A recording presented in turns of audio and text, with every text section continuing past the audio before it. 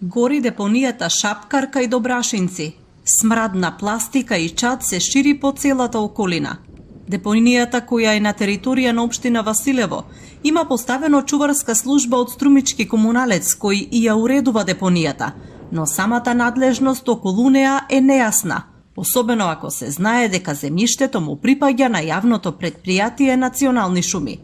Освен ѓубрето на овие две општини, тука отпад депонира и општина Босилово. Од Струмички комуналец велат дека вложиле околу 1,5 милион денари за да се изгаси огнот. Помагаат противпожарните возила на територијалната противпожарна единица Струмица. На теренот се ангажирани 2 булдожера и мини багер. Обезбедени се и околу 2000 метри кубни земја, но засега жариштата не се локализирани.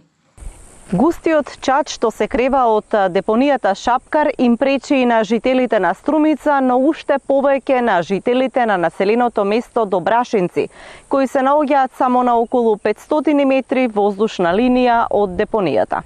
Жителите на селото Добрашинци бараат одговорност, бидејќи депонијата често гори во текот на летото. Што од несовесни граѓани, што од самозапалување, а населбата е обвиена во смрдеа и чад. Колку? 5-6 дена? 5-6 дена горе веќе. И шо е? Смрда, не лежи? Мириса. Смрда, и тие шо има бегат. Не го гасат. Таа е работа. Што треба да жртвува да го се гаси од почеток, а не паш кога се запале, се те трчат да гаса. Не се гаса тоа. Најлон е, пластика, гуми, книги, за прес не го гаси никој. Од комуналец велат дека гори целата територија на депонијата, поради што е тешко да се локализира пожарот.